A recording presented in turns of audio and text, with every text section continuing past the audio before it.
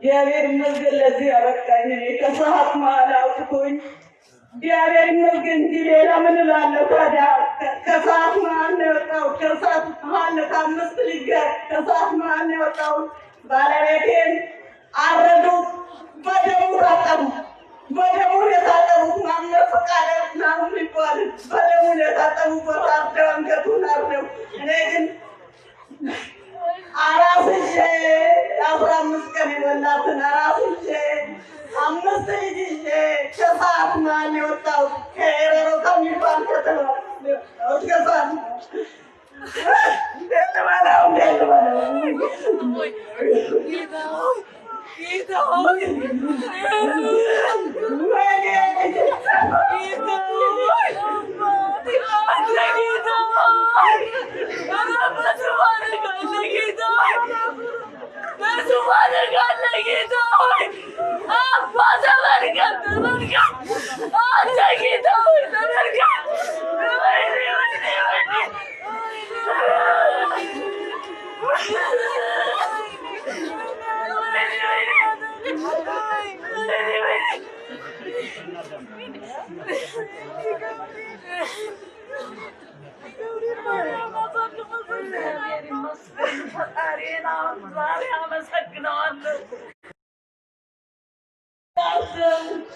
ባለቤቴን የተፋገዳደል ገለውት ጣዖት እያቃጠሉ በሳት እያቃጠሉ በፋስ እየፈለጉ አደውታል ባለቤቴን።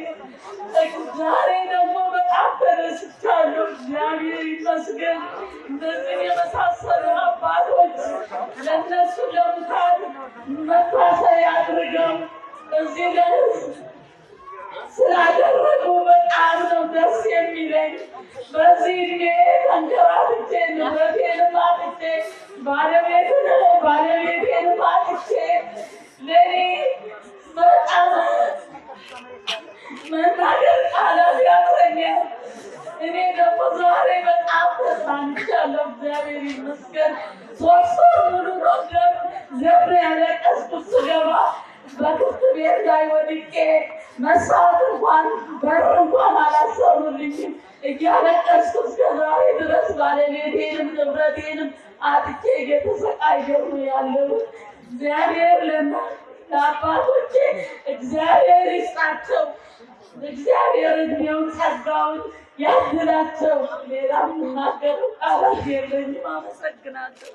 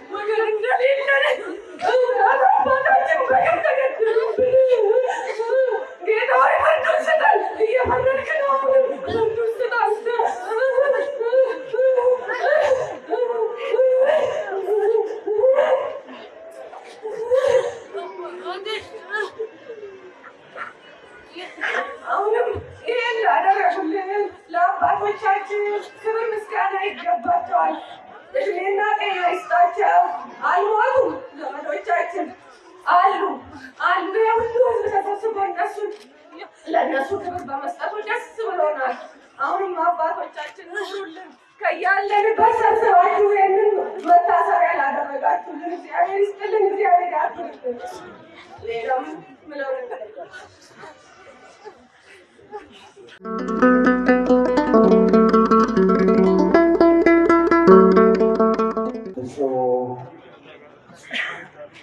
አቡነ ማቴዎስ በኢትዮጵያ ኦርቶዶክስ ተዋሕዶ ቤተክርስቲያን የስብከተ ወንጌልና ሐዋርያዊ ተልእኮ መምሪያ የበላይ ሊቀ ጳጳስና የብዙኃን መገናኛ ማሰራጫ ድርጅት የበላይ ኃላፊ ሊቀ ጳጳስ፣ ቅዱስ ሲኖዶስ አባል ብፁዕ አባታችን አቡነ ሄኖክ የቅዱስ ሲኖዶስ አባልና የምዕራብ አርሲ ሀገረ ስብከት ሊቀ ጳጳስ፣ ብፁዕ አቡነ ሕርያቆስ የከንባታ ሀደያ ስልጤና ደቡብ አፍሪካ ሀገረ ስብከት ሊቀ ጳጳስ፣ ብፁዕ አቡነ ናትናኤል የምስራቅ ወለጋ የሆሮ ጉድሩ ወለጋ የምዕራብ ሸዋ አህጉረ ስብከት ሊቀ ጳጳስና የቅዱስ ሲኖዶስ አባል፣ ክቡራን የኢትዮጵያ ኦርቶዶክስ ተዋሕዶ ቤተክርስቲያን ጠቅላይ ቤተ ክህነት የየመምሪያው ኃላፊዎች፣ ክቡር አባታችን ሊቀ ሕሩያን መምህር ብርሃኑ ወልደ ዮሐንስ የዚሁ ሀገረ ስብከት ዋና ስራ አስኪያጅ፣ የተከበራችሁ የዚሁ ሀገረ ስብከት የየመምሪያው ኃላፊዎች፣ ሊቃውንተ ቤተ ክርስቲያን በየማዕረጋችሁ፣ የአድባራት አስተዳዳሪዎች፣ አባቶቼ ካህናት፣ በአገልግሎት የምትመስሉኝ ወንድሞቼ መምህራነ ወንጌል፣ ወንድሞች ዲያቆናት፣ ምዕመናንና ምዕመናት እንደምን አደራችሁ? በቸርነቱ ሳይገባን የኃጢአታችንን ብዛት የሰውነታችንን ክፋት ተመልክቶ ሳያጠፋን እድሜ ለንስሐ ሰጥቶ ከዘመነ ማቴዎስ ከዘመነ ዮሐንስ ወይም ከ2012 ዓመተ ምህረት ወደ ዘመነ ማቴዎስ ወይም ወደ 2013 ዓመተ ምህረት በሰላምና በጤና ጠብቆ ያሸጋገረን የአባቶቻችን የቅዱሳን አምላክ የሰራዊት ጌታ እግዚአብሔር ስለማይነገረው ስጦታው ክብርና ምስጋና ይግባው። በቅድሚያ እግዚአብሔር አምላካችን ሁላችንን በቸርነቱ ጠብቆ እንኳን ለብርሃነ መስቀሉ በዓል በሰላም አደረሰን አደረሳችሁ።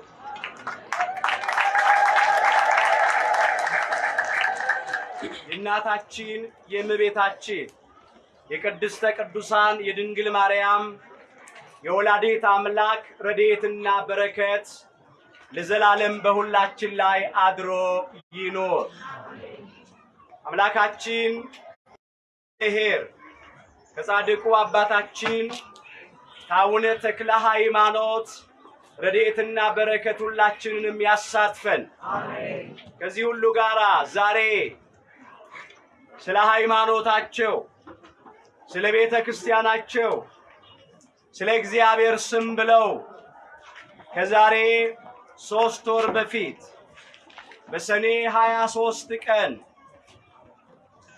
እስከ ሞት ድረስ ስለታመኑት፣ ደማቸውን ስላፈሰሱት፣ ስጋቸውን ስለቆረሱት፣ አጥንታቸውን ስለከሰከሱት ለጣዖት አንሰግድም፣ ሃይማኖታችንም አንክድም፣ ማተባችንን አንበጥስም ብለው በነፍሳቸው ተወራርደው በሞታቸው በሰማዕትነት እግዚአብሔርን ላከበሩት ክብሩን ጌትነቱን ለገለጡት በሰማዕትነት ተሰውተው ላረፉት መታሰቢያ በዓል በሰላም አደረሰን አደረሳችሁ።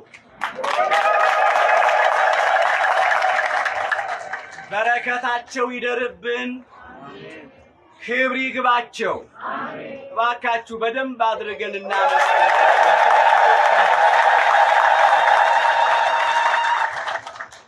ምናልባት ያው ሩቅ ያላችሁ ላይሰማችሁ ይችላል፣ ግን ጊዜ ለመሻማት የግድ እንቀጥላለን። ምንም ማድረግ አንችልም። እግዚአብሔር አምላካችን ለሁላችንም ምስጢሩን ገልጦ ያስተምረን። መኑ ያሃድገነ ፍቅሮ ለክርስቶስ። የሐዋርያው የቅዱስ ጳውሎስ መልእክት ወደ ሮሜ ሰዎች ምዕራፍ 8 ቁጥር 35። ለዛሬ አምላካችን እግዚአብሔር እንደረዳን መጠን በሚኖረን ጥቂት ጊዜ የምንማርበት የትምህርታችን ርዕስ ይሆናል። መኑ ያሃድገነ ፍቅሮ ለክርስቶስ። የክርስቶስን ፍቅር ማን ያስተወናል? ሮሜ ምዕራፍ 8 ቁጥር 35 ላይ ይህ ኃይለ ቃል ተመዝግቦ እናገኘዋለን። ዛሬ በዚህ ርዕስ ለመማር የመረጥንበት ምክንያታችን አሁን እዚህ የተገኘንበት ከሩቅም ከቅርብም የተሰበሰብንበት ዋናው ዓላማችን ስለ አምላካችን ስለ እግዚአብሔር ፍቅር፣ ስለ ቤተ ክርስቲያን ፍቅር፣ ስለ ሃይማኖታቸው ፍቅር፣ ከክርስቶስ ፍቅር ማን ይለየናል፣ የክርስቶስን ፍቅር ማን ያስተውናል ብለው እስከ ሞት ድረስ በድንጋይ የተደበደቡትን፣ በሰይፍ የተቀሉትን፣ ቁልቁል የተሰቀሉትን፣ በእሳት የተቃጠሉትን፣ እንደ በግ እንደ ዶሮ የታረዱትን፣ እንደ ሽንኩርት ተልጠው የተከተፉትን ሰማዕታቱን ለማሰብ ነው፣ መታሰቢያቸውን ለማድረግ ነው።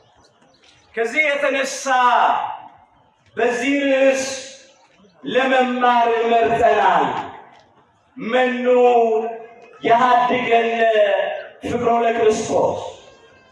የክርስቶስን ፍቅር ማን ያስተውናል? ርዕሳችን ነው።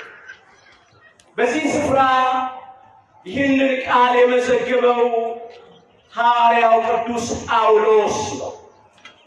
ቀድሞ ሳውል ይባል የነበረ፣ ክርስቲያኖችን ያሳድድ የነበረ፣ ለቅዱስ ወንጌል ለቅዱስ መስቀል ለክርስትናና ለክርስቲያኖች ጠላት የነበረ አምላካችን እግዚአብሔር በድንቅ አጠራሩ የጠራው፣ ታሪኩ የተለወጠለት፣ ነገሩ የተገለበጠለት፣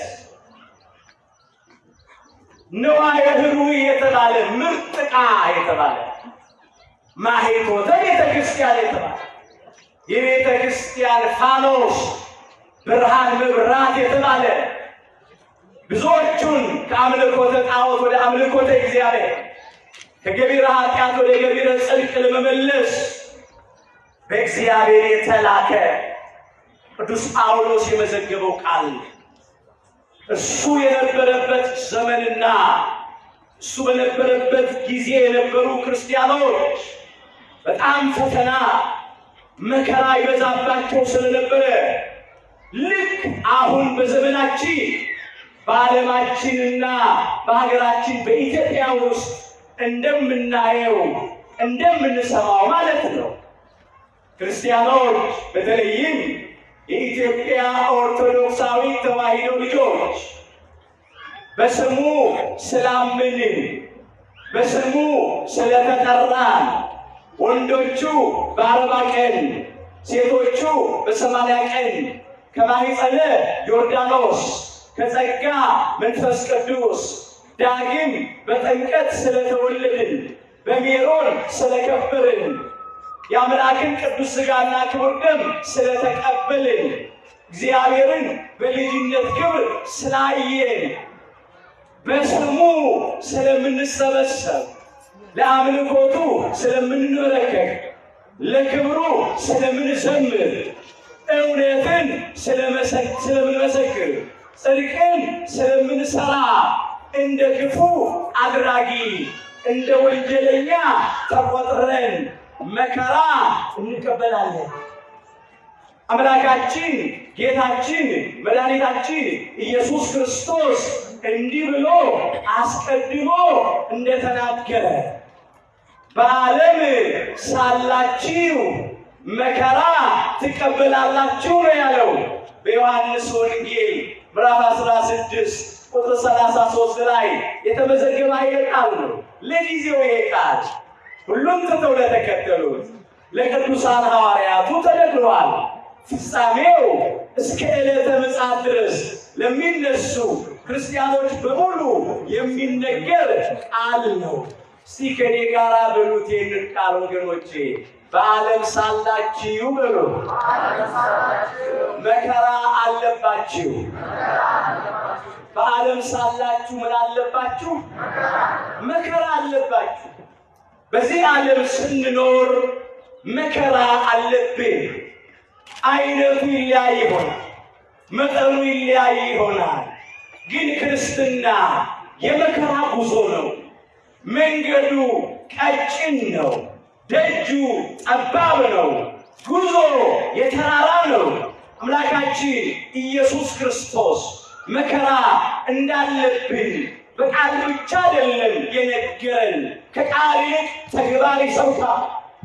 መከራ እንዳለብን መከራ ተቀብሎ አሳየ። አስተውሉ። ሕሙማነ ሥጋን በእጁ ተአምራት በፈወሰ፣ ሕሙማነ ነፍስን በቃሉ ትምህርት በፈወሰ፣ እንደ ክፉ አድራጊ እንደ ወንጀለኛ ተመልክተውት ተመቅኝተው ጣልተው በግፍ ሰቅለው ገደሉት። በዓለም ሳላችሁ መከራ አለባችሁ ያለው ለዚህ ነው። አስተውሉ። ነገር ግን አይዟችሁ አለ። እኔ ዓለምን አሸንፌዋለሁ አለ። እኔ ዓለምን ልየዋለሁ፣ አሸንፌዋለሁ። ሰቀሉት፣ ገደሉት። መቃብሩን በሰራዊትና በመሳሪያ ኃይል አስጠበቁ። የኛ አምላክ ግን ሞት የማያሸንፈው ሕይወት ስለሆነ መቃብር ይዞ የማያስቀረው ትንሣኤ ስለሆነ 3 ቀንና 3 ሌሊት በጎልጎታ መቃብር አድሮ ሞትን ድል አድርጎ መግነዝ ፍቱልኝ፣ መቃብር ክፈቱልኝ ሳይል በኃይሉና በስልጣኑ ተነሳ። መቃብሩ ባዶ ነው፣ ድንጋዩ ተንከባሏል። ሕያው አምላክ ከሞታን መካከል ስለምን ትደነግጣላችሁ? እንደተናገረው ተነስቷል እንጂ በዚህ የለም አሉ ቅዱሳን መላእክት። ለዚህ ነው ዓለምን አሸነፈ፣ ዲያብሎስንና ሰራዊቱን አሸነፈ። የዲያብሎስና የሰራዊቱን ማደሪያዎቹን ሰቅለው የገደሉትን ሮማውያኑን ክፉዎች ጌታ አይሁድን አሳፈራቸው። እኔ ዓለምን አሸንፌዋለሁና አይዟችሁ ያሉት። እንግዲህ እንዲህ አለ፣ ዓለም ቢጠላችሁ ከእናንተ በፊት እኔን እንደጠላኝ እወቁ አለ። የዮሐንስ ወንጌል ምዕራፍ 15 ቁጥር 18 ላይ የተመዘገበ ይልቃል። ዓለም ቢጠላችሁ አለ፣ ዲያብሎስና ሰራዊቱን ነው አለ። ዓለም ቢጠላችሁ አለ፣ የዲያብሎስና የሰራዊቱ ማደሪያዎች ኢአማንያንን፣ አሕዛብን፣ አረማውያንን፣ እግዚአብሔርን ማይፈሩትን፣ ሰውን የማያፍሩትን፣ ሆዳቸው አምላካቸው፣ ክብራቸው መኖራቸው፣ ሀሳባቸው ምድራዊ፣ መጨረሻቸው ጥፋት የሆኑትን ነው ዓለም ብሎ ያመጣል። ዓለም አለ መናፍቃን፣ ተጠራጣሪዎች፣ ሐሰተኞች፣ ከሃዲዎች ነው ዓለም ብሎ የሚያመጣው። ዓለም ቢጠላችሁ ከእናንተ በፊት እኔን እንደጠላኝ እወቁ አለ። ከዓለምስ ብትሆኑ ኖሮ ዓለም የራሱ የሆነውን ይወድ ነበር። ነገር ግን እኔ ከዓለም መረጥኳችሁ እንጂ ከዓለም ስላይደላችሁ ዓለም ይጠላችኋል። እኔን አሳደውኝ እንደሆነ እናንተ ደግሞ ያሳድዷችኋል ያለው። ዓለም እንኳን ለኛ ለአምላክ አልተኛም ወገኖች። አምላኳን ዓለም ሰቅላ ገላለች። ስለዚህ መከራ አለብን። ጥቂት ነገር ላንሳይን ግልጽ አድርግ። የተጠራንበትን ጥሪ ማስተዋል ያስፈልጋል ወገኖቼ። ለምንድን ነው ያመን? ለምንድን ነው የተጠመቅን? ለምንድን ነው ክርስቲያኖች የሆነው? ለምንድን ነው ክርስቶስን የምንከተለው? ይሄንን ነው የምናነሳው። አንደኛ ጴጥሮስ ምዕራፍ 2 ቁጥር 21 ጀምሮ እንዲህ አድርጎ መዝግቦታል ቅዱስ ጴጥሮስ። የተጠራችሁለት ለዚህ ነውና ይላል። በክርስቶስ ክርስቲያን በወልድ ሁሉ የተሰኘ ነው ለዚህ ነው አለ። ክርስቶስ ደግሞ ፍለጋውን እንድትከተሉ ምሳሌ ትቶላችሁ ስለ እናንተ መከራን ተቀብሏልና ነው የሚለው። ስለ እናንተ ምን ተቀብሏል? መከራ ተቀብሎልናል። ፍለጋውን እንድንከተል ምሳሌ ሆነ። ሰርቶ ካሳየን ነገሮች መካከል አንዱ መከራ መቀበል ነው። በፈተና ውስጥ ማለፍ ነው። ይህንን ራሱ አሳይቶናል እንድንከተለው። መስቀል ተሸክመን እንድንከተለው። መስቀለ ሞቱን፣ መከራውን፣ ፈተናውን፣ ስደቱን፣ መገፋቱን፣ መገረፉን፣ መጠላቱን ተሸክመን እንድንከተል ምሳሌ ሆኖናል። ሰርቶ አሳይቷል። ክርስቶስን ሰቅላ የገደለች ዓለም ለእኛ ልትሆን አትችልም። ዓለም ጠባይዋ በርባንን ፈቶ መልቀቅ ነው። ወንበዴውን፣ ማጅራት መቺውን፣ ነፍሰ ገዳዩን፣ ሌባውን ዓለም ፈታ ትለቃለች። በርባንን እንደ በርባን ያለው ንጹሑን አምላክ ኃጢአት ለባህሪው አይስማማውን ይከንም አይወጣለት ንጹሐ ባህሪ ጻድቅ ባህሪ የሆነውን አምላካችን ጌታችን መድኃኒታችን ኢየሱስ ክርስቶስ ሰቅላ የገደለች ዛሬ የሆነው የሚደገመው በርባኖች ተፈተዋል። በርባኖች በነፃነት ይመላለሳል። ወንበዴዎች፣ ነፍሰ ገዳዮች በንጹሐን ደም የሚታጠቡት ክርስቶሳውያን ግን በግፍ መከራ ይቀበላሉ። ይሄንን ነው የምናየው። ራሱ አምላካችን ጌታችን መድኃኒታችን ኢየሱስ ክርስቶስ እንዲህ ብሎ ነው የተናገረው። ወትከውኑ ጽሉዓነ በኀበ ኩሉ ሰብእ በእንተ ስምየ። አስተውሉ፣ ስለ ስሜ በአሕዛብ ሁሉ ዘንድ የተጠላችሁ ትሆናላችሁ አለ። የማቴዎስ ወንጌል ምዕራፍ 10 ቁጥር 22 ላይ የተመዘገበ ኃይለ ቃል ነው። ስለ ስሜ በስሜ ስላመናችሁ ማለት ነው። በስሙ ስላመን፣ በስሙ ስለተጠራ፣ በስሙ ስለምንመሰክር፣ በስሙ ስለምንሰበሰብ እንጠላለን። በአሕዛብ ሁሉ ዘንድ የተጠላችሁ ትሆናላችሁ ተብሏል። ዛሬ በዚህ ዘመን የምናየንን ነው። ይሄ ከአምላካችን ከጌታችን ከመድኃኒታችን ከኢየሱስ ክርስቶስ ጀምሮ እሱን የሚከተሉ በእሱ የሚያምኑ ሁሉ የምንቀበለው መከራ ነው። እነ ቀዳሜ ሰማዕት እነ ዲያቆን እስጢፋኖስ በድንጋይ የተወገሩት እኮ ቅዱስ ወንጌልን ስላስተማሩ እንደ ወንጀለኛ ተቆጥረው ነው። እግዚአብሔር መንፈስ ቅዱስ በሰጠው ጸጋ ተአምራት ስላደረገ ነው። እነ ቅዱስ ያዕቆብ እነ ቅዱስ ጳውሎስ በሰይፍ ተቀሉ። እነ ሊቀ ሐዋርያት እነ ቅዱስ ጴጥሮስ ቁልቁል ተሰቀሉ። እነ ሐዋርያው እነ ቅዱስ ቶማስ ቆዳቸው ተገፎ ስልቻ ሆነ። እነ ሰማዕቱ እነ ቅዱስ ጊዮርጊስ ሊቀ ሰማዕታት ቅዱስ ጊዮርጊስ በመጋዝ ተሰነጠቀ፣ በወፍጮ ተፈጨ፣ በሙቀጫ ተወቀጠ፣ የሽንኩርት ተልጦ ተከተፈ፣ በሰይፍ ተቀላ፣ በእሳት ተቃጠለ። በብዙ መከራ ውስጥ አለፉ ሰማዕታት። ነፃ ነው። እነ ሰማዕቱ እነ ቅዱስ ቂርቆስ እነ ቅድስት ኢየሉጣ ወደሚፍለቀለቅ ውሃ ተጣሉ፣ መከራ ተቀበሉ። ለምን? በስሙ ስላመኑ፣ በስሙ ስለተጠሩ፣ ክርስቲያኖች ስለሆኑ። በአጥንታቸው ብዕርነት፣ በደማቸው ቀለምን ሃይማኖትን ጽፈው አወረሱን። ክብር ይግባቸው፣ በረከታቸው ይደርብን።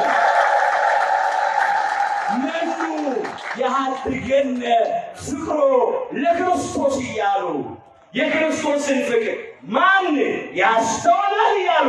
ለዚህ ነው ቅዱስ ጳውሎስ የኖረበትን የጻፈው፣ የኖረበትን የሚኖርበትን ነው የሚናገረው። የክርስቶስን ፍቅር ማን ያስተውላል ብሎ አመጣው። መከራ ነው፣ ጭንቀት ነው፣ ስደት ነው፣ ረሃብ ነው፣ ራቁትነት ነው፣ ፍርሃት ድንጋጤ ነው፣ ጭንቀት ነው አለ። ማን ነው የክርስቶስን ፍቅር የሚያስተውል? ማን ነው ከክርስቶስ ፍቅር የሚለየን? እያለ ይህንን አነሳ። አዎ ከቅዱስ ዳዊት ደግሞ ስቦ አመጣና ተናገረ። አስቀድሞ በምስባኩ እንደተከታተል ነው ማለት ነው።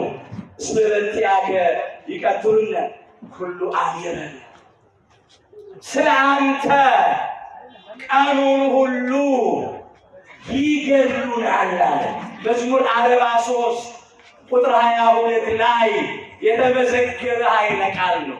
ስለ አንተ፣ በአንተ ስላመንን፣ በአንተ ስለተጠራን፣ አንተን ስለምናመልክ፣ አንተን ስለምንወድ፣ አንተን ስለምንከተል ስለ አንተ ዘወትር እንገደላለን። ዕለት ዕለት ለሞት የሚያደርስ መከራ እንቀበላለን ሲሉ እንደሚታረዱ በጎች ተቆጠርን ተብሎ ተጻፈማል። እንደሚታረዱ በጎች። አሁን የበዓልን በግ ከሳ ይወፍር የሚለው የለም፣ ቁመቱ አጠረ ይርሰም የሚለው የለም። በዓሉ ከደረሰ ያርዱታል፣ ያወራርዱታል፣ ይበሉታል። እኛም ልክ እንደ በዓል በግ ሆነናል ያለው። ዛሬም እኮ ክርስቲያኖች እንደ በዓል በግና ዶሮ ሲታረዱ እኮ ነው። ክርስቲያኖች ስለሆኑ ስንቱን ቁጠርላችሁ። እናንተ የነሱ ልጆች ናችሁ። የሰማዕታቱ በግፍ መከራ የተቀበሉ እስከ ሞት ድረስ የተደበደቡት አይታችኋል። ለእናንተ ምን ይነገራል? ከዚያ ያመለጣችሁ የተረፋችሁ ናችሁ እናንተ። ይህንን ቀን ያሳየን አምላካችን እግዚአብሔር ክብር ምስጋና ይግባው።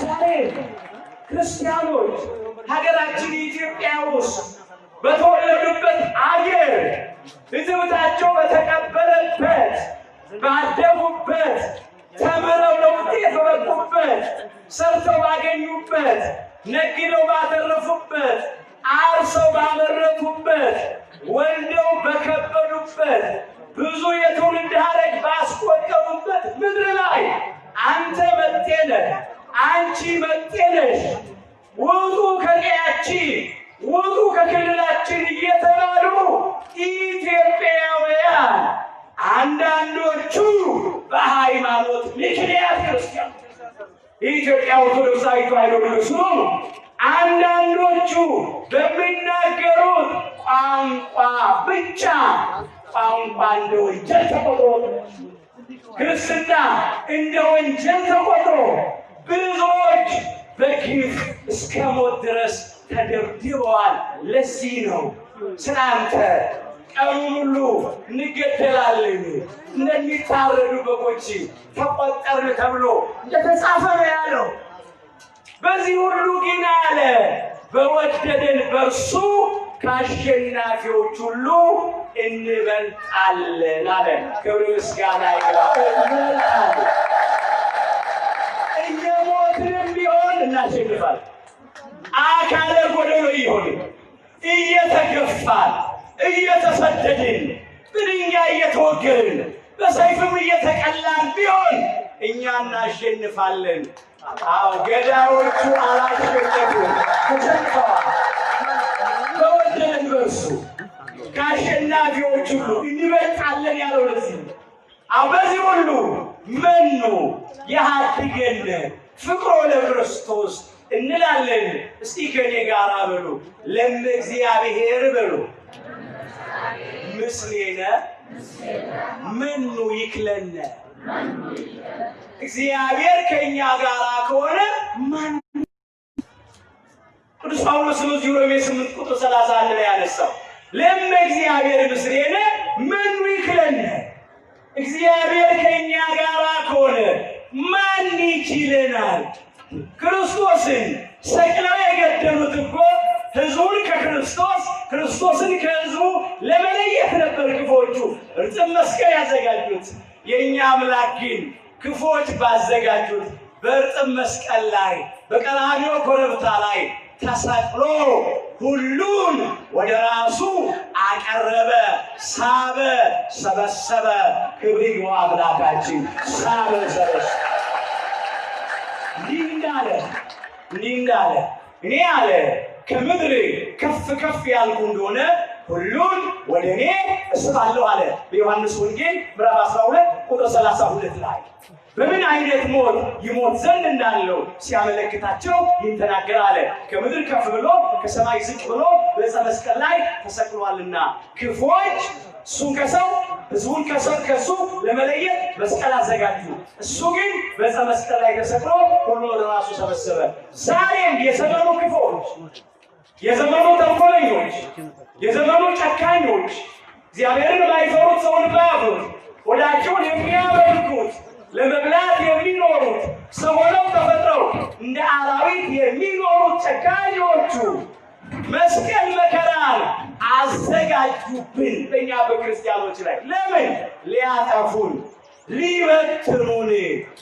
አዎ ነገር ግን ይኸው በእነሱ ምክንያት ተሰበሰብን። በመከራ ምክንያት ነው እንዴ የተሰበሰብነው? አሁን በዚህ ቀን በእርግጠኝነት ነው ብላችሁ እነኚህ አራቱ ብፁዓን አባቶች እዚህ መካከላችን ለመገኘት እንደ ሰውኛ አይታሰብም።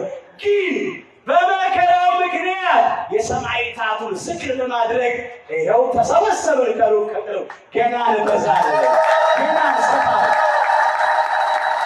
ክርስቲያንና ሚስማር በተመታ ቁጥር እየጠነከረ ነው ሄደው። መከራ ያጸናል፣ መከራ ያጠነክራል። ክርስትና በሰማዕታት ደም ላይ ነው የበቀለው። የሰማዕታት ደም የክርስትና ዘር ነው። መጀመሪያ ክርስትናን ቤተ ክርስቲያንን የመሰረተው አምላካችን ጌታችን መድኃኒታችን ኢየሱስ ክርስቶስ ነው። ውድ ዋጋ ከፍሎ ቅዱስ ሥጋውን ቆርሶ ክቡር ደሙን አፍስሶ ነፍሱን ለመስቀል ሞት አሳልፎ ሰጥቶ ኋላም ቅዱሳን ሐዋርያት፣ ጻድቃን፣ ሰማዕታት በከፈሉት ብዙ ዋጋና መስዋዕትነት ክርስትናን እዚህ አድርሰዋል። የዘመኑም የ21ኛው ክፍለ ዘመን ሰማዕታት በግፍ እስከ ሞት ድረስ መከራ የተቀበሉት አሁንም ክርስቲያኖች እንዲበዙ ክርስትና እንድትቀጥል ያደርጋሉ። የጥቂቱ ጊዜ መከራችን የዘላለም ክብራችን ዋዜማ ነው። የጥቂት ጊዜ ሐዘናችን የዘላለም ደስታችን ዋዜማ ነው። እስመ በብዙ ሕማም ሀሎነ ንባብ ለመንግሥተ እግዚአብሔር ተብሎ ነው የተጻፈው በሐዋርያት ሥራ ምዕራፍ 14:22 ላይ። በብዙ መከራ፣ በብዙ ፈተና፣ በብዙ ስቃይ፣ በብዙ ችግር ወደ እግዚአብሔር መንግሥት እንገባለን ተብሎ ነው የተጻፈው። አምላካችን እግዚአብሔር ጽናቱን፣ ትዕግስቱን፣ ብርታቱን፣ ኃይሉን ለሁላችንም ይስጠን። ሻማ እየቀለጠ ጧፍ እየነደደ ያበራል። እኛም ክርስቲያኖች በመከራ፣ በፈተና፣ በችግር፣ በስደት፣ በመገፋት መስዋዕትነት እየከፈልን እንደ ሻማ እየቀለጠን እንደ ጧፍ እየነደድን ለዚህ በአምልኮተ ጣዖት ለጨለመው ዓለም፣ በጥርጥር በክህደት ለጨለመው ዓለም፣ በኃጢአት፣ በክፋት፣ በጎጠኝነት፣ በቂም፣ በበቀል ለጨለመበት ዓለም እናበራለን የወንጌልን ብርሃን፣ የፍቅርን ብርሃን፣ የሰላምን ብርሃን፣ የይቅርታን፣ የጽድቅን ብርሃን እናበራለን። ክብር ምስጋና ይግባው አምላካችን ጌታችን መድኃኒታችን ኢየሱስ ክርስቶስ። ወገኖቼ ክርስትና የመከራ ጉዞ ነው። የተሸከምነው መስቀል ነው። ምልክቱን መስቀል ብቻ አይደለም፣ መልእክቱንም መስቀል ነው የተሸከምነው። የትኛውም ሐዋርያ፣ የትኛውም ሰማዕት፣ የትኛውም ጻድቅ፣ የትኛውም እውነተኛ ክርስቲያን በዚህ ዓለም ሲኖር ሜዳሊያ ያጠለቀለት የለም፣ አክሊል ያቀዳጀው የለም፣ የከበሬታ ወንበር የሳበለት የለም፣ የወርቅ ጫማ ያጫማው የለም። ታሪካቸውን ስናይ ገረፏቸው ነው፣ ገፈፏቸው ነው፣ ገፏቸው፣ አሳደዷቸው፣ አሰሯቸው፣ በድንጋይ ወገሯቸው፣ በዱላ ደበደቧቸው፣ በመጋዝ ሰነጠቋቸው፣ በወፍጮ ፈጯቸው፣ በሙቀጫ ወቀጧቸው፣ በሰይፍ ቀሏቸው፣ በእሳት አቃጠሏቸው፣ ወደ አናብስት ጉድጓድ ወረወሯቸው። ይህ ነው ታሪኩ። ዛሬም በእኛ የሆነው ይሄ ነው። ይሄ ደግሞ የጻድቃን የሰማዕታቱ ልጆች ስለሆንን ፍለጋቸውን ተከትለናል። ሰማዕታት በዙ፣ አስከሬን አይደለም እኛ የምንቆጥረው። ሰማዕታት በዙ፣ ጻድቃን በዙ፣ ቅዱሳን በዙ፣ ቤተክርስቲያን ሰፋች። ክብር ምስጋና ይግባው። ጥቂት ነገር ላንሳና ልጠቅልል። አንዲቷ ቅንጣት ስትዘራ ሞታ ፈርሳ በስብሳ ብዙ አፍርታ ትነሳለች። 30፣ 60፣ 100 አፍርታ ትገኛለች። እንዲህ ነው ክርስቲያኖችም በመከራ በፈተና እስከ ሞት ድረስ ታልፈን ስንሰጥ ሞተን አንቀርም። በሞታኑ ብዙዎች ይገኛሉ። ያ ያሰፋናል፣ ያ ያበዛናል። እንዲህ ተብሎ ነው የተጻፈው። የመጨረሻ የመጽሐፍ ቅዱስ ጥቅሳችን ነው ለዕለቱ ትምህርታችን። ወኩን መሃይምነ እስከ ለሞት ወሁበከ አክሊለ ሕይወት ይላል። እስከ ሞት ድረስ የታመንክ ሁን ይላል። እስከ ምን ድረስ? አስረግጣችሁ ተናገሩ። እስከ ምን ድረስ? እስከ ሞት ድረስ። ራዕየ ዮሐንስ ምዕራፍ 2 ቁጥር 10 ላይ የተመዘገበ ኃይለ ቃል ነው። እስከ ሞት ድረስ የታመንክ ሁን፣ የሕይወትን አክሊል እሰጥሃለሁ አለ አምላካችን እግዚአብሔር። አዎ ታመኑ። በዚህ በሻሸመኔ በዚህ በምዕራብ አርሲ ሀገረ ስብከት ብቻ አይደለም፣ በተለያዩ ስፍራዎች በተለያዩ ቦታዎች በልዩ ልዩ ጊዜያት ክርስቲያኖቹ እስከ ሞት ድረስ ታመኑ። እስከ መራብ፣ እስከ መጠማት፣ እስከ መገፋት፣ እስከ መሰደድ፣ ከሀገር ከቤት ከቄስ እስከ መፈናቀል ብቻ አይደለም፣ እስከ ሞት ድረስ ታመኑ። እንደ ቃሉ ኖሩ። የሕይወትን አክሊል ይቀበላሉ። ሰዎች ልብሳቸውን ገፈፋቸው። አምላካችን እግዚአብሔር በሰው እጅ ያልተዘጋጀ በሰው እጅ ያልተሰራ የብርሃን መጎናጸፊያ ያጎናጽፋቸዋል፣ አዘጋጅቶላቸዋል። ሰዎች አስተውሉ። ከቤታቸው ገፍተው አስወጧቸው፣ ቤታቸውን አቃጠሉባቸው፣ ንብረታቸውን ዘረፉ፣ አወድሙባቸው። ነገር ግን አምላካችን የሰማይ መንግስቱን ከፍቶ በክብር ይቀበላቸዋል፣ በክብር ዙፋን ያስቀምጣቸዋል። በራሳቸው ላይ የሕይወት አክሊል የክብር አክሊል ያቀዳጃቸዋል። ከገቡ መውጣት ካገኙ ማጣት በሌለባት በሰው ዓይን ባልታየች በሰው ልብ ባልታሰበች በሰው ጆሮ ባልተሰማች እግዚአብሔር ወዳጆቹ ባዘጋጃት በመንግሥተ ሰማያት ለዘላለም በክብር ያኖራቸዋል። እኛንም በቸርነቱ ለዚህ ክብር ያብቃን። እነሱ ሞቱ አንልም፣ አረፉ ነው የምንለው። ሃይማኖቱን ላጸና ምግባሩን ላቀና ለንስሐ የሚገባ ፍሬ ላፈራ ለተዘጋጀ ሰው የሥጋ ሞት እረፍት ነው። የሥጋ ሞት ከምድር ወደ ሰማይ የሚወጡበት መሰላል ነው። ወደ እግዚአብሔር የሚሄዱበት መንገድ ነው። ከሚያልፈው ዓለም ወደማያልፈው ዓለም የሚሸጋገሩበት ድልድይ ነው። አሁን በገነት ነው ያሉት ነፍሳቸው። ኋላ በትንሣኤ ዘጉባኤ በዕለተ ምጽአት በመጨረሻው ቀን በመንግሥተ ሰማያት በክብር ይኖራሉ። ክብር ይግባው አምላካችን እግዚአብሔር። ተስፋ አንቆርጥም። ተስፋ የመቁረጥ ማዘን አናዝንም። እርግጥ ነው ማዘን ይገባል። እንኳን እንዲህ ባለ አሰቃቂ ጭካኔ በተሞላው ርኅራኄ በሌለው መንገድ በግፍ የተገደሉ ንጹሐን ወገኖቻችን በተለይ የኢትዮጵያ ኦርቶዶክሳዊ ተዋሕዶ ቤተክርስቲያን ልጆች እንደዚህ ሲሆኑ ልባችን ያዝናል፣ ልባችን ቆስሏል። አንድ በኩል ሐዘን አለ፣ ሰዎች እናዝናለን። ግን የሞቱት ሲሰርቁ አይደለም፣ ነፍስ ሲገድሉ፣ ፍርድ ሲያጓድሉ፣ ድሃ ሲበድሉ፣ ጉቦ ሲቀበሉ፣ ወንጀል ሲፈጽሙ አይደለም።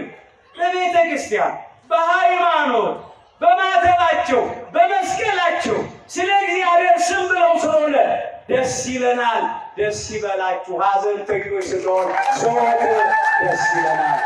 ምኑ በሉ ምኑ በሉ ያድገነ ፍቅሩ ለክርስቶስ። የክርስቶስን ፍቅር ማን ያስተውናል? እናንተ ምን ብላችሁ ነው እዚህ ያላችሁ? ለስጋት እኮ ነው፣ ድንጋጤ ነው፣ ፍርሃት ነው፣ ጭንቀት ነው። ግን ከክርስቶስ ማን ይለየናል? ከቤተ ክርስቲያን ማን ይለየናል? ከሃይማኖታችን ማን ይለየናል? ሞትም ቢሆን እዚሁ እንሙት ብላችሁ ነው። አሁንም ጽናቱን ብርታቱን ለሁላችሁ ያድል። እግዚአብሔር አምላካችን በቸርነቱ የሁላችንንም መጨረሻችንን ያሳምርልን። ይቆየን።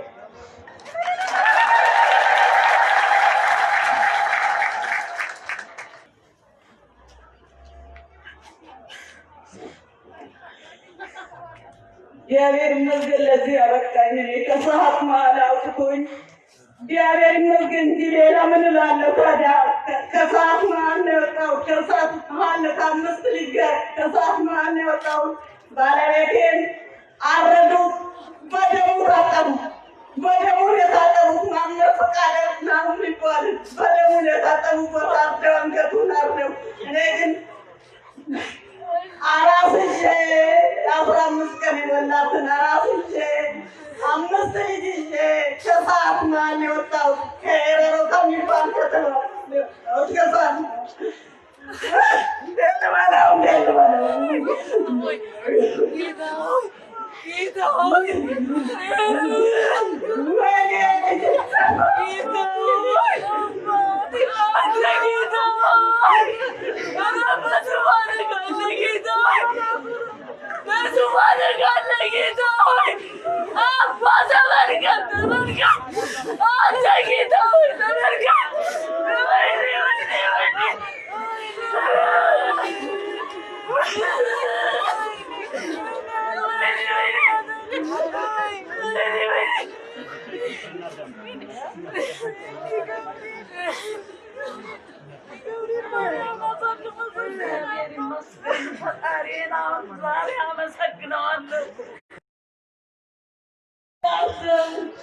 ባለቤቴን በማገዳደል ገለውት፣ እቃውን እያቃጠሉ በሳት እያቃጠሉ በፋስ እየፈለጉ አደውታል ባለቤቴን።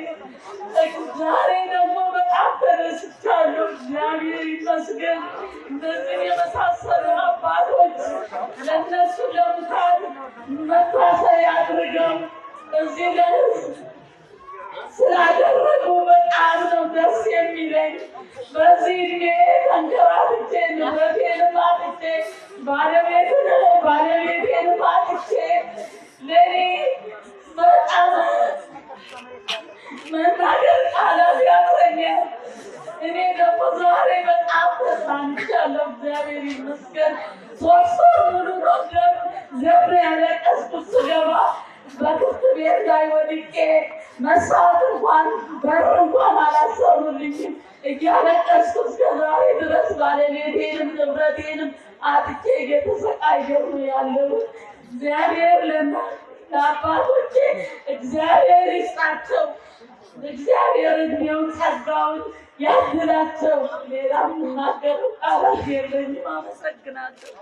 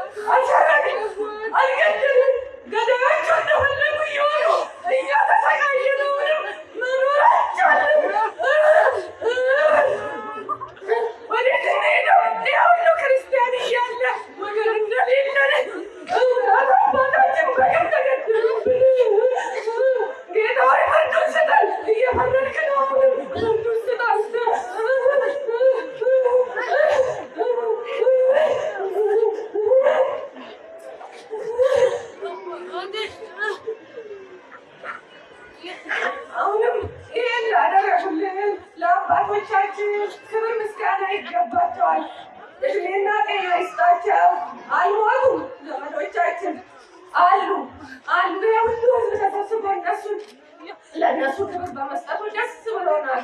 አሁንም አባቶቻችን ኑሩልን። ከያለንበት ሰብስባችሁ ይህንን መታሰቢያ ላደረጋችሁልን እግዚአብሔር ይስጥልን፣ እግዚአብሔር ያክብርልን። ሌላም ምለው ነገር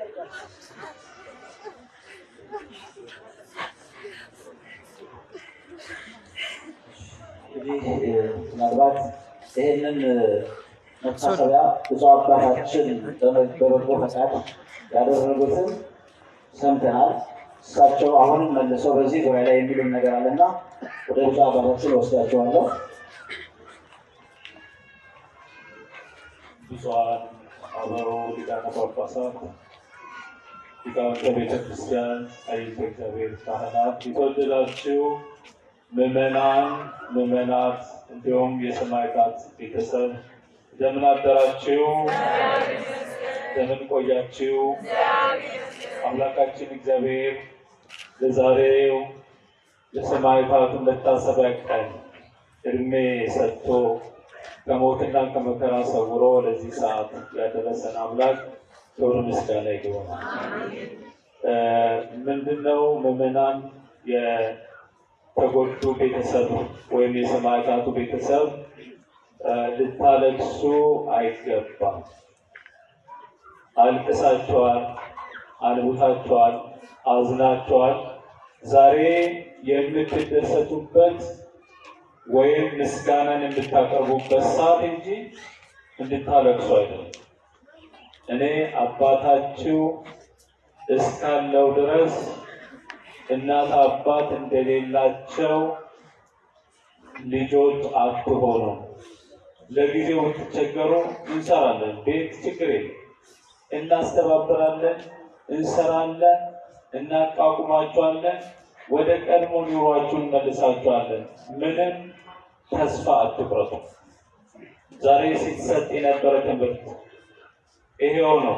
በሃይማኖታችሁ ጽኑ። እነሱ አልሞቱም፣ ከክብር ወደ ክብር ነው የሄዱት። ጥቂት መከራ ተቀብለዋል። ሰው እየሰረቀ ይገደላል። እየሰረቀ ወንጀል እየሰራ ኃጢአት እየሰራ ይሞታል። ለሰው ልጅ ሞት ጽዋችን ነው። መሞታችን አይቀርም። በሃይማኖት መሞት ግን ክብር ነው። ስለ ሃይማኖታቸው ስለ ክብራቸው ስለ ሞቱ ልናለቅስ ሳይገባ አደራ የመንፈስ ቅዱስ ልጆቼ ዛሬ እንድታለቅሱ አይደለም የጠራናችሁ። መታሰቢያቸውን ያደረግነው ከነሱ በረከትንም ለመቀበል ነው። ልንጸልይላቸው አይደለም፣ ነፍስ ይማር ለማለት አይደለም። እነሱ ቅዱሳን ናቸው። ከነ ቅዱስ ጊዮርጊስ ከነ ቅዱስ ቂርቆስ ከሌሎች ቅዱሳን ሰማዕታት ተደምረዋል። የክብር አክሊልን አግኝተዋል። በዛሬ ዕለት እኛ ከነሱ መታሰቢያ አድርገን በረከት ልናገኝ እንጂ ልናለቅስ አይገባም። በኃጢአት የሞቱ ሳይሆኑ በሃይማኖታቸው ስላረፉ፣ ስለዚህ ልትጽናኑ ይገባል። መከራው ፈተናው እንደ ስጋ ሲታሰብ ከባድ ነው። በክርስትና ካሰብን ግን ክብር ነውና ልትጽናኑ ይገባል ለማለት ነው። ከዚህ ቀጥሎ ብፁዓን አበው ሊቃነ ጳጳሳት ትምህርት ቃለ ምዕዳንና ቃለ ቡራኬ ይሰጡናል። እጅግ በእውነት የማመሰግን የማከብራቸው አባቶቼ፣ ሶስቱ እንቁ አባቶቻችን፣ ሶስቱ ከዋክብት አባቶች በዛሬ ዕለት ብዙ ስራቸውን፣ ጉዳያቸውን፣ መርሃ ግብራቸውን የራሳቸውን ትተው ከዚህ የበለጠ የለምና ላናጽናና ልጆቻችን እንመልከት ብለው ከኔ ጎን ተሰልፎ ጥሬን አክብረው ስለመጡ በእውነት እጅግ እጅግ አድርጌ አከብራቸዋለሁ። አመስግኑልኝ። ብፁዕ አባታችን አቡነ ሕርያቆስ የከምባታ ስልጤና የደቡብ አፍሪካ ሊቀ ጳጳስ በእውነት በሀገራቸው በሆሳዕና ስለ መስቀል ደመራ በዓል የጥምቀት ይዞታ ቦታ እጅግ እየተጋደሉ ከደቡብ አፍሪካ ከአገልግሎት ከመጡ በኋላ ያለ እረፍት ከመንግስት አካላት ጋር ሲነጋገሩ ሲወጡ ሲወርዱ ቆይተው ጥሪን አክብረው በመኪና ትናንትና ገብተው ሊባርኳችሁ በእናንተ መካከል ተገኝተዋል። አሁን ለሳቸው አውደ ምሕረቱን እሰጣለሁ። ቃለ ምዕዳንና ቃለ ቡራኬ ይሰጡናል።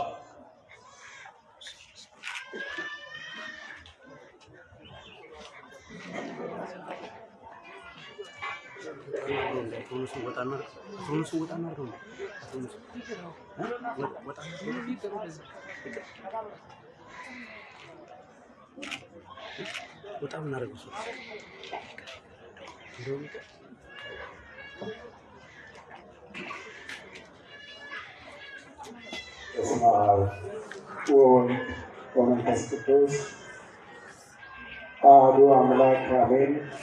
ብፁዓን አበው ሊቃነ ጳጳሳት ሁላችሁም እንደምን ዋላችሁ?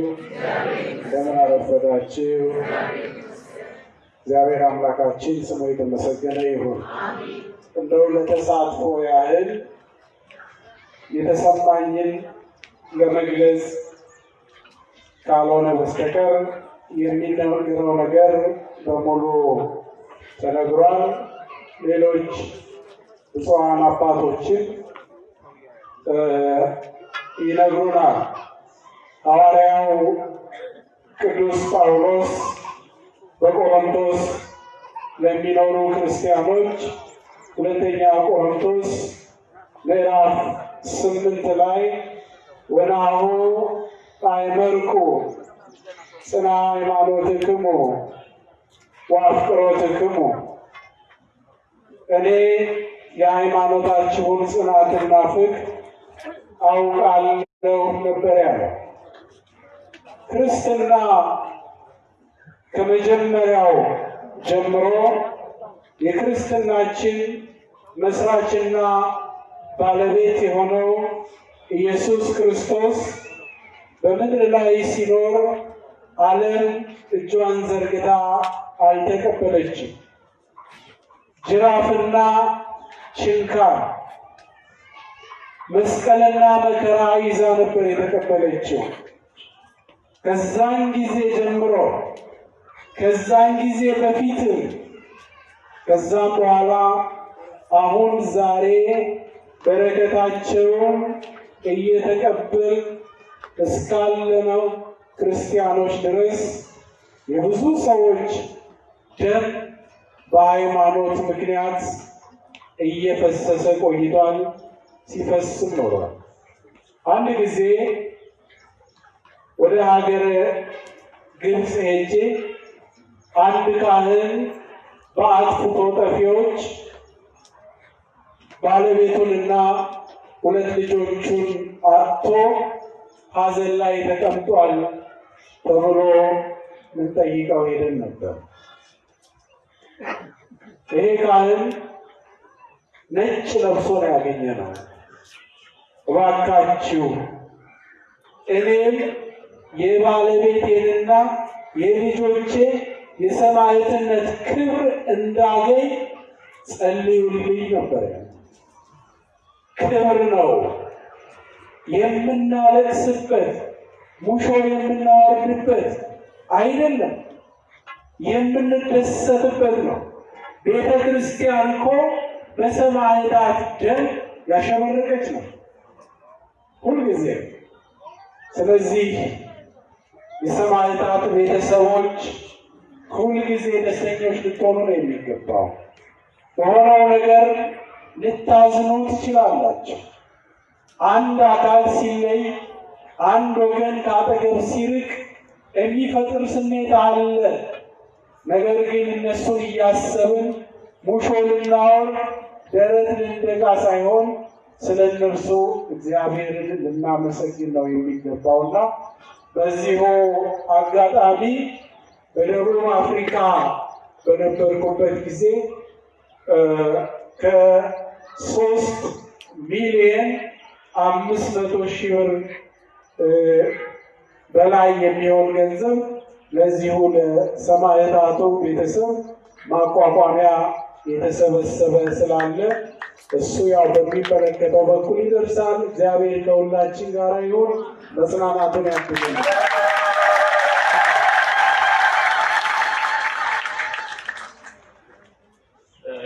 ለብፁዕ አቡነ ሕርያቆስ ላሰሙን የእግዚአብሔር ቃል መጽናኛ ቃል መክረውናል፣ አስተምረውናል። ጸሎታቸው ቡራኬያቸው በሁላችን ላይ ይደር። ቃለ ሕይወት ያሰማልን፣ ቃለ ሕይወት ያሰማልን። በእድሜ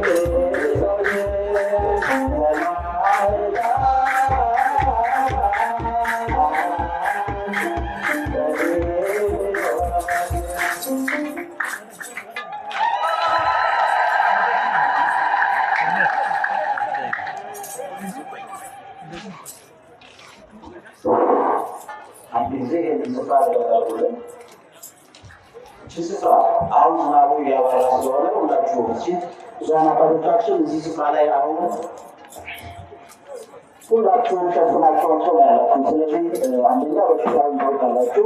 ተራራቁ እያል እያስገናል እኛ ራሳችን መካፈል የለብንም።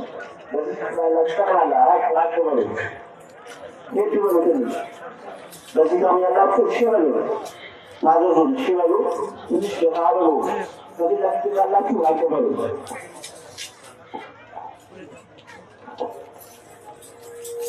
ብዙ አባታችን አቡነ ሄኖክ የምዕራብ አርሲ ሀገረ ስብከት ሊቀ ጳጳስ የቅዱስ ሲኖዶስ አባል፣ ብዙ አባታችን አቡነ ማቴዎስ በኢትዮጵያ ኦርቶዶክስ ተዋሕዶ ቤተክርስቲያን የስብከተ ወንጌል ሐዋርያዊ ተልእኮና በኢትዮጵያ ኦርቶዶክስ ተዋሕዶ ቤተክርስቲያን የመገናኛ ብዙኃን ሊቀ ጳጳስ፣ ብዙ አባታችን አቡነ ናትናኤል የምስራቅ ወለጋ የኦሮሞ ወለጋና የደቡብ ሸዋ ሀገረ ስብከት ሊቀ ጳጳስ፣ ብዙ አባታችን አቡነ ራቆስ የከምባታ አድያ የስልጤ እንዲሁም የደቡብ አፍሪካ ሊቀ ጳጳስ፣ የተከበሩ ሊቀ ሕሩያን ቀሲስ ብርሃኑ ወልደ ዮሐንስ የሀገረ ስብከታችን ዋና ስራ አስኪያጅ፣ የተከበራችሁ የሀገረ ስብከቱ የየመምሪያው ኃላፊዎች፣ የተከበራችሁ አባቶቼ የአድባራቱ አስተዳዳሪዎች፣ የተከበራችሁ የሀዘንተኞቹ ቤተሰቦች፣ የተከበራችሁ ሊቃውንተ ቤተክርስቲያን ምዕመናንና ምዕመናት ሁላችሁም በያላችሁበት እንደየማዕረጋችሁ በኃያሉ በልዑል እግዚአብሔር ስም እንደምን አደራችሁ? እንደምን አረፈዳችሁ? እንደምን ከረማችሁ? አሜን። አምላካችን እግዚአብሔር ሁላችንንም እንደየኃጢአታችን ብዛት እንደየበደላችን ክፋት ሳይመለከት ይህችን ጊዜና ይህችን ሰዓት ባርኮና ቀድሶ የሰጠን ቅዱስ አምላካችን እግዚአብሔር ስሙ ለዘላለም እየተመሰገነ ይሁን። እግዚአብሔርን አመስግኑት። ይህ ቀን ልዩ ቀን ነው ለእኛ። እንደሚታወቀው በብፁዕ አባታችን አቡነ ሄኖክ መልካም ፈቃድ ዛሬ በሰኔ 23 ቀን የደረሰባቸውን መከራ በማሰብ የኔና የእናንተ ወንድሞች፣ አባቶች፣ እህቶች በሃይማኖታቸው ምክንያት የደረሰባቸውን መከራ በማሰብ ልናስባቸው ይገባል፣ በረከታቸውን ሁላችን ልናገኘው ይገባል ሲሉ ብፁዕ አባታችን እንዲሁ እሳቸውን የመሰሉት ወንድሞቻቸውን በደም በስም እንደገለጽኳቸው እነሱን ጭምር ይዘው እዚህ ስፍራ ላይ ተገኝተውልናልና ብፁዕ አባታችንን ብፁዓን ሊቃነ ጳጳሳትን ሁላችሁም እድሜና ጤናውን ይስጥልና መስሉልን በመካከላችን ተገኙ።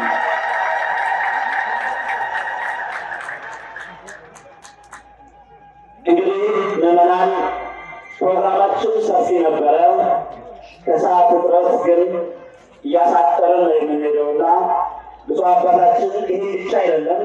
ከዚህ በፊት እንደሚታወቀው በዚህ በሰኔ 23ቱ በፊት ጥቅምት 12 ጀምሮ በሀገረ ስብከታችን ጥቃት ደርሶ እንደነበረ እናስተውላለን።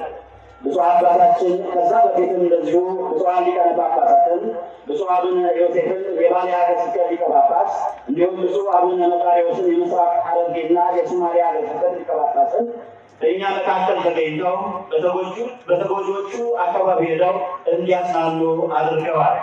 በተጨማሪም ባለፈው ሰኔ 23 በተደረገብን ድጋሚ ጥቃት በከተማችን በደረሰው ጥቃት ላይና በሀገረ ስብከታችንም በ11 ወረዳዎች ላይ የደረሰውን ጥቃት ብፁዕ አባታችን በእውነት ሚዲያውን ሰብረው ዝምታውን ሰብረው ወጥተው ለሕዝብ በማስተዋወቅ ለመንግስት ጥሪ በማስተጋባት ብዙዎች ወደዚህ ስፍራ እንዲመጡ አድርገዋል። ብፁዕ አባታችን በእውነት እጅግ የምንወዳቸው የምናከብራቸው ታላቅ አባታችን የዘመኑ ሰማዕታችን ናቸውና በእውነት ሁላችሁ እንድታመሰግኑልን እንፈልጋለን። እንዲሁም ብፁዕ አባታችን አቡነ ፊልጶስን የደቡብ ኦሞ ሀገረ ስብከት እና የቅድስት ሥላሴ መንፈሳዊ ኮሌጅ ዲን የነበሩትን ብፁዕ አቡነ መልከጼዴቅ የጉራጌ ሀገረ ስብከት ሊቀ ጳጳስ የነበሩትንም ከዚህ በፊት መጥተው እዚህ ስፍራ ላይ እንዲያጽናኑን አድርገዋል። ዛሬም ብፁዕ አባታችን አሁን ስጠራቸው የነበሩትን ሊቃነ ጳጳሳት በመካከላችን ተገኝተዋል። ስለዚህ ከእነሱ ጋር የምንቆይበት ጊዜ ስለሆነ ሁላችሁም በያላችሁበት ሆናችሁ በመራራቅ ሁላችሁም ራሳችሁ ርቀታችሁ በመጠበቅ ብፁዓን ሊቃነ ጳጳሳት በመካከላችን አሉ፣ ይባርኩናል። ስለዚህ የመጀመሪያውን ፕሮግራም ብፁዕ አባታችን አቡነ ሄኖክ የምዕራብ አርሲ ሀገረ ስብከት ሊቀ ጳጳስ የቅዱስ ሲኖዶስ አባል እንኳን ደህና መጣችሁልን የሚለው መልእክታቸውን ያስተላልፋሉ። ቀጥታ ወደ እሳቸው ወስዳቸዋለሁ። በያላችሁበት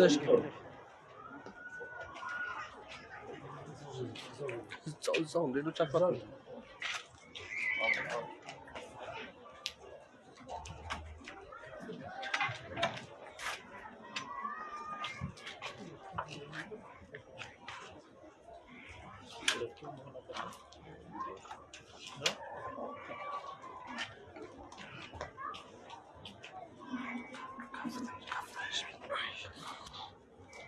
አቀድም አርትቶቶ እግዚአብሔር በእንተ እግዚእነ ኢየሱስ ክርስቶስ እስመ ተሰማ ዜና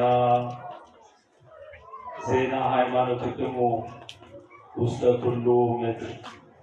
አቀድም አርትቶቶ ለእግዚአብሔር በእንተ ሰማዕታተ ምዕራብ አርሲ ስለተሰማ ዜና ሰማዕትክሙ ውስተ ኩሉ አጽናፈ ምድር። አስቀድሜ እግዚአብሔርን አመሰግናለሁ።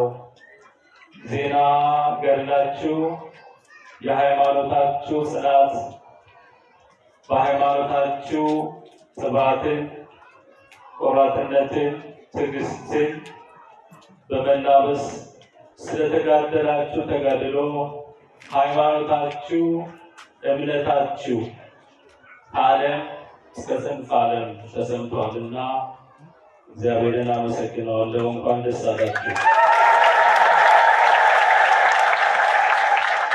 ብፁዕ አቡነ ማቴዎስ በኢትዮጵያ ኦርቶዶክስ ተዋሕዶ ቤተክርስቲያን የስብከተ ወንጌል ሐዋርያዊ መምሪያ እንዲሁም የመገናኛ ብዙኃን ስርጭት ድርጅት የበላይ ኃላፊ ሊቀ ጳጳስና የቅዱስ ሲኖዶስ አባል ብፁዕ አቡነ ናትናኤል የምስራቅ ወለጋ የሆሮ ጉዱሩ ወለጋና የምዕራብ ሸዋ ሀገረ ስብከት ሊቀ ጳጳስ የቅዱስ ሲኖዶስ አባል ብፁዕ አቡነ ሕርያቆስ የሀዲያና ስልጤ እንዲሁም የደቡብ አፍሪካ ሀገረ ስብከት ሊቀ ጳጳስ እና የቅዱስ ሲኖዶስ አባል መጋቤ ካህናት አባ ሀብተ ጊዮርጊስ አስራት መንበረ ፓትርያርክ በመንበረ ፓትርያርክ ጠቅላይ ጽሕፈት ቤት የዕቅድና ልማት መምሪያ ኃላፊ ሊቀ ኅሩያን ቀሲስ ብርሃኑ ዮሐንስ የምዕራብ አርሲ ሀገረ ስብከት ዋና ስራ አስኪያጅ፣ ክቡራን የሀገረ ስብከታችን የሥራ ኃላፊዎች፣ የአድባራቱ አስተዳዳሪዎች፣ የሰማዕታቱ ቤተሰቦች፣ ምዕመናንና ምዕመናት ከመከራ ሁሉ ሰውሮ ይህችን ዕለት በግፍ ለተገደሉ ወገኖቻችን መታሰቢያ እንድናደርግ የፈቀደልን የዘመናት ባለቤት ልዑል አምላካችን እግዚአብሔር ምስጋና ይድረሰው።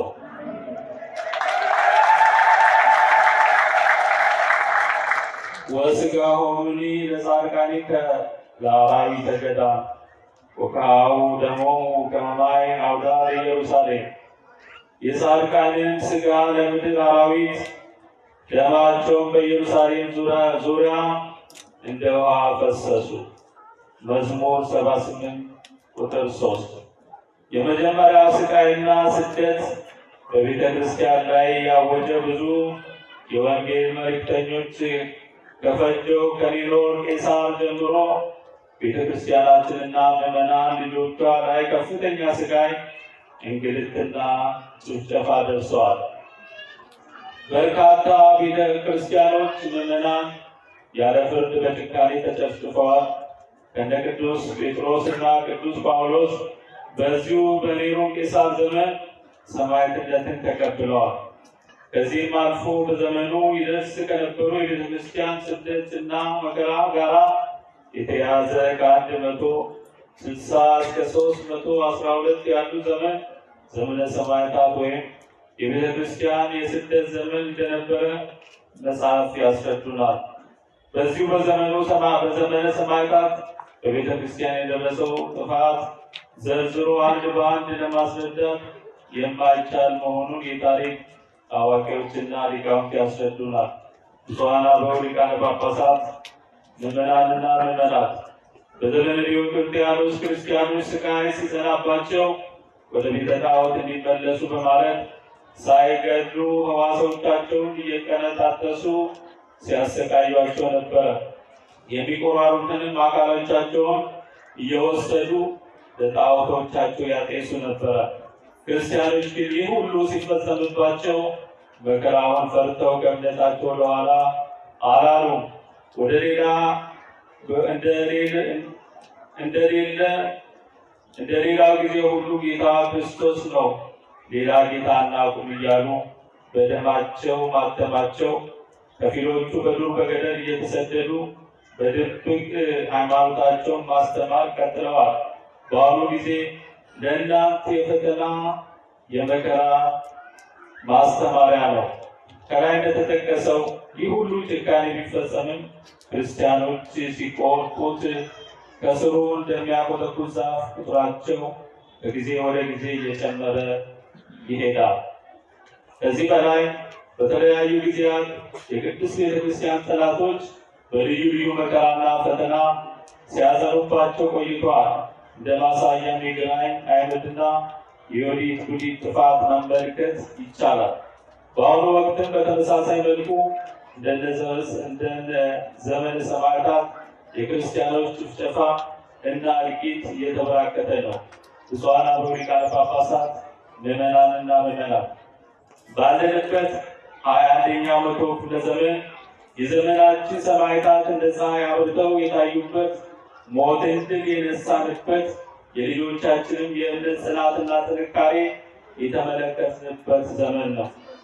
ባለፉት 2012 የመከራ ዘመን ወርሃ ጥቅምት ላይ የልጆቻችን የሰማዕታት አንድ እርምጃ በሀገረ ስብከታችን በዶዶላና በኮፈሌ ወረዳዎች የተጀመረ ሲሆን በዚህ ጥቃት ላይ የወገኖቻችን ደም በየመንገዱ ፈሷል። ስጋቸው ለአሞራ ተደርጓል። የሚቀብሯቸውም አጥተዋል። ለምሳሌ በባሌ በአጋርፋ ስጋቸው በጅብ እስከ መበላት ደርሰዋል። ያለ ደም የሰማዕትነትን ስራ የሰሩ ልጆቻችን ከፍተኛ ወከባ፣ ድብደባና የሀብት ንብረት መውደም አስተናግደዋል።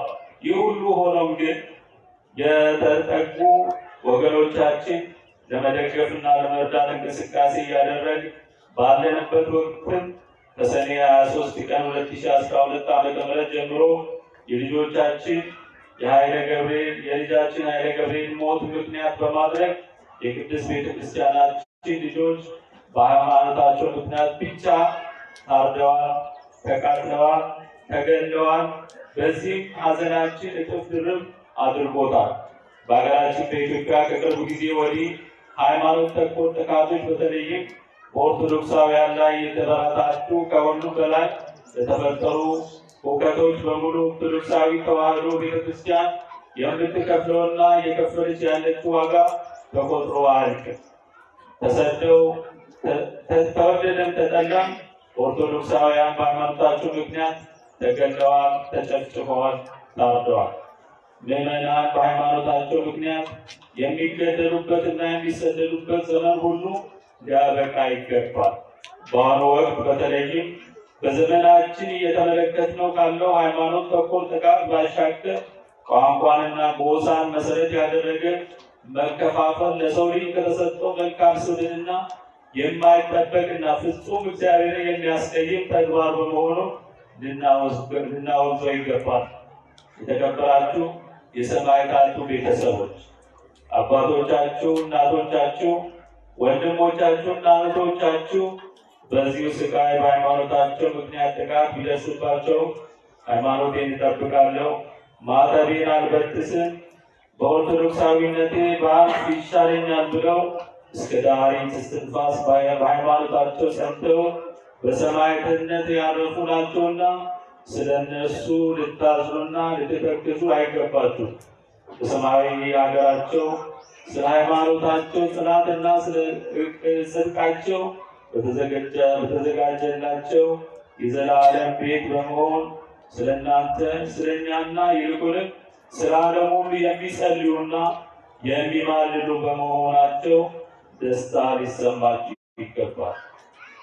የተከበራችሁ የመንፈስ ቅዱስ ልጆቻችን ምዕመናንና ምዕመናት፣ በደረሰብንና እየደረሰብን በቆየው መከራ ሀብት ንብረታቸውን ያጣችሁ ለ30ና ለ40 ዓመታት ለፍታችሁ የገነባችሁትን ሁሉ በደቂቃዎች የእሳት ራት ቢሆንም ስቃይና መከራችሁን ሁሉ ጌታ ይመለከታል እና እንድትጸኑና እንድትበረቱ አባታዊ መልእክታችንን እናስተላልፋለን። በቀጣይም አንድነታችንን በማጠናከር እና በማጽናት በኦርቶዶክሳዊነታችን የሚደርስብንን መከራና ስቃይ ልናስቆም ይገባል።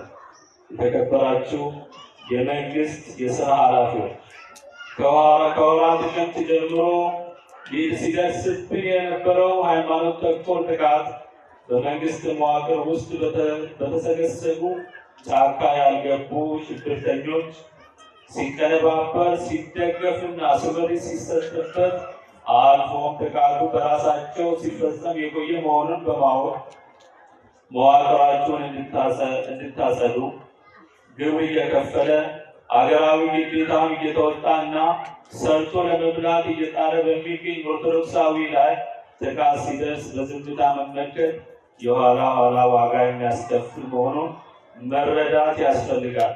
በገዛ ሀገራችን ለመኖር በሃይማኖታችን ምክንያት የምንሳቀቅበት ጊዜ ሊያበቃና መንግስትም የደህንነት ዋስትናችን ሊሰጠን ይገባል።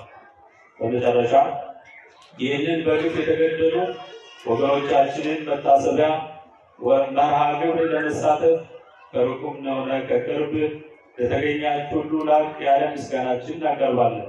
ወገኖቻችን የተሰዉት በሃይማኖታቸውና ለሃይማኖታቸው ብቻ መሆኑን በመገንዘብ የእነርሱን ጽናት፣ ትዕግስት ልንላበስ እንደሚገባን መልእክታችን ነው።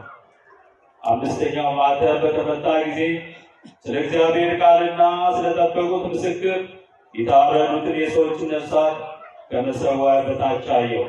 በታላቅ ድምፅም እየጮሁ ቅዱስና እውነተኛ ጌታ ሆይ እስከ መቼ ድረስ አትፈርድም? ደማችንስ በምድር በሚኖሩት ላይ እስከ መቼ አትበቀልም? አሉ። አቤቱ ሕዝበ ክርስቲያንን አድን፣ ርስትህንም ባርክ፣ ጠብቃቸው እስከ ዘላለሙ ድረስ በምግባር በሃይማኖት ከፍ ከፍ አድርጋቸው። ምስጋና ይሁን ለአብ ለወልድና ለመንፈስ ቅዱስ ዛሬም ዘወትር ለዘላለሙ አሜን።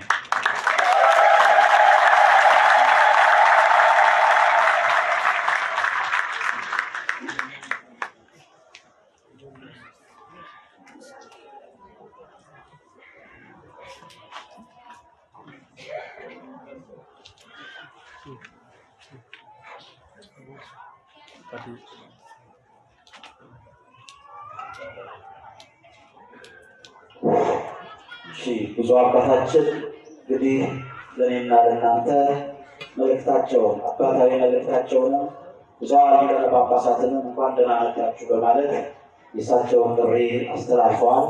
ቀጣይ የሚሆነው የትምህርት መርሃ ግብር ስለሆነ እያላችሁበት ሆናችሁ አሁንም በጥሞና የእግዚአብሔርን ቃል እንድታዳምጡ እንጋብዛችኋለን። እንግዲህ የሚያስተምሩን መምህራችን ሁሌ እየመጡ የሚያስተምሩን የሚያጽናኑን በችግራችን ወቅት ተገኝተው ለእኛ የሚገባውን ሲረዱ የነበሩ መምህር ዘላለም ይሆናሉ። ወደ እሳቸው ወስዳችኋል። በያላችሁበት ሆናችሁ ቃሉን ልታዳምጡ ከአጽናፍ እስከ አጽናፍ ከምድር ዳርቻ እስከ ዓለም ዳርቻ ያላችሁ የኦርቶዶክስ ተዋሕዶ ልጆች የእመቤታችን የቅድስት ድንግል ማርያም የአስራት ልጆች እንደምን አላችሁ? በየጊዜው ወደ እናንተ የምናደርሰውን የቅዱሳን የአባቶቻችንን ታሪክ፣ ስብከቶችን፣ መዝሙሮችን፣ የታላላቅ የአድባራትና የገዳማቶችን ታሪክ እንዲከታተሉ ላይክ፣ ሼር፣ ሰብስክራይብ በማድረግ ቤተሰብ እንሁን። እንዲሁም በየጊዜው የሚለቀቁትን የእግዚአብሔር ቃሎችን ወዲያው እንዲደርሱ የደውሏን ምልክት ይጫኑ። የእግዚአብሔርን ቃል እየተማማረን ቤተሰብ እንሁን።